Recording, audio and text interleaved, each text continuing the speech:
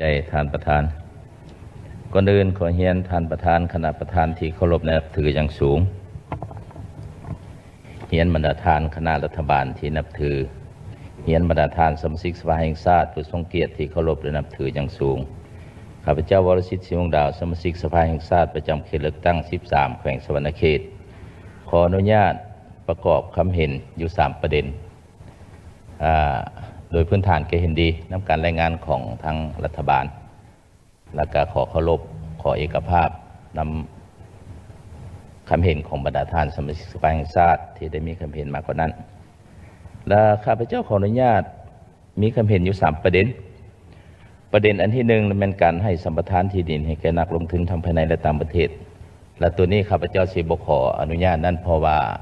เห็นดีเป็นเอกภาพสูงกับทั้งแฝงพงศรีได้มีคำเห็นมาก่อนเราจะขอเข้าสู่ประเด็นที่2เป็นการเปิดกว้างเพื่อยัดแยงการลงทุนของต่างประเทศโดยเฉพาะให้สัมปทานที่ดินที่เป็นจำนวนหลวงหลายและกว้างขวางเพื่อมาปลูกพืชอุตสาหกรรมปลูกไม้อุตสาหกรรมถือว่าตัวนี้นี่ในทัศนะของข้าพเจ้าอยากให้ทบทวนคืนว่าเดียวนี้นี่เฮามีความจำเป็นบ่ที่จะต้องได้เอาให้นักลงทุนต่างประเทศนี่มาสัมปทานดินที่มันกว้างๆแล้วก็จำนวนหลายเนาะเพราะว่าเดียวนี้นี่ละแม่นว่าปัญหาของมันหันเริ่มเกิดมีแล้วข้าพเจ้าลงเผยแพร่ผลสำเร็จกรมประชุมให้บรรดาเมืองนี่ประชาชนจะขาดดินทำการผลิตแล้วโดยเฉพาะดินที่อยู่อ้อมแอมบ้านของเขาเจ้าเพราะเงินไขต้องได้อยู่มออยู่นั่นแหละเนาะคันทาหากว่าขาดขึ้นในนั้นแหละมันต้องก้าวไปหาอยู่บนแบบไปบุกลุก3ประเภทป่าประชาชนมีฉะนั้นแหละในทัศนะของข้าพเจ้าอยากให้ฝากไปน้ำอันนั้นคำเห็นนี่นำทางทานประธานไปหารัฐบาลว่าควรได้ทบทวนคืนเกี่ยวกับการจะให้สัมปทานผืนดินกว้างๆนี่เนาะโดยเฉพาะดินนี่เอาไปปลูกไม้อุตสาหกรรมนี่มันเป็นระยะยาว30 ปี50 ปีต่อได้อีก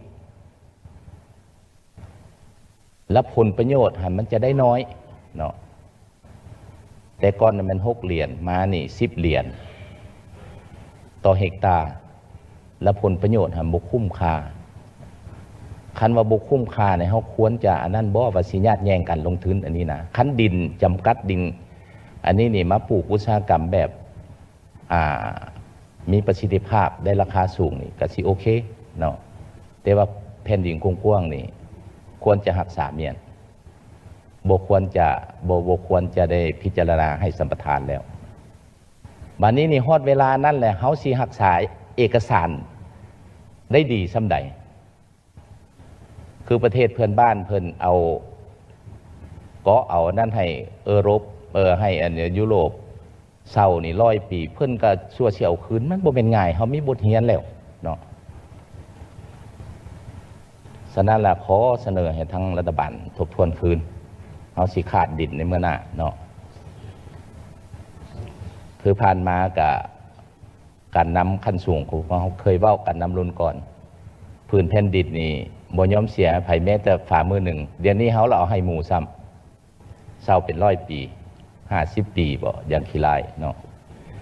เจ้าอันนั้นเป็นประเด็นที่2ประเด็นที่3เกี่ยวกับวาระแห่งชาติที่หลายท่านก็ได้มีคำเห็นหลายเนาะแต่ข้าพเจ้าอยากขอมีคำเห็นในเชิงที่ว่าวิธีการแก้ไขไปนำแดเนาะและเกี่ยวกับวาระแห่งชาตินี้การแก้ไขปัญหาความยุ่งยากทางด้านเศรษฐกิจทางด้านการเงินซึ่งบริมสิทธิ์ทำอิฐกระแมนการส่งเสริมหรือส่งเสริมการผลิตให้ทดแทนการนำเข้าและเป็นสินค้าเพื่อส่งออกและหลายท่านเนาะทั้งบริหารและทั้งผู้แทนเฮาหลายท่านก็มักว่าการส่งเสริมหรือส่งเสริมบ่แข็งแรงอันนี้ในทัศนะของข้าพเจ้าว่าคันท่าว่าเป็นสินค้าส่งออกอาจจะแม่น เพราะว่าเรื่องคุณภาพเขาก็ยังบ่ได้เนาะทั้งปริมาณทั้งความต้องการของเขาเจ้าคุณภาพอีสันต่างก็ยังบ่ได้ก็อาจจะแม่นแต่ว่าคันว่าอยู่ภายในเรื่องการผลิตเพื่อทดแทนการนำเข้านี่ละแม่นข้าพเจ้าว่ายังบ่เป็นโจทย์ที่เราจะต้องได้แก้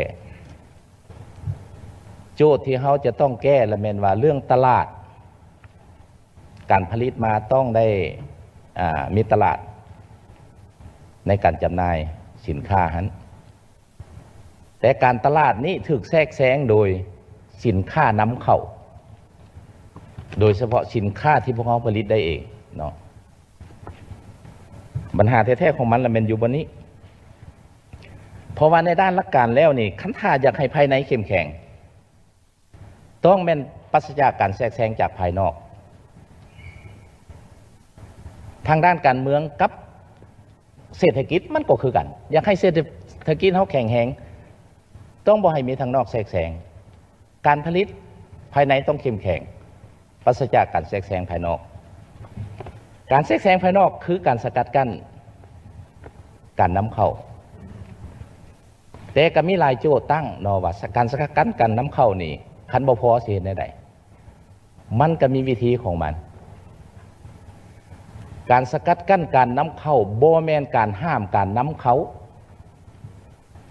ตัวใดที่เฮามีเพียงพอแล้วเอามาตรการในการสกัดกั้นคือมาตรการภาษีก็แม่นยกระดับภาษีขึ้นและก็มาตรการคุณภาพขนาดมาตรฐานอีสังต่างๆก็แม่นเนาะ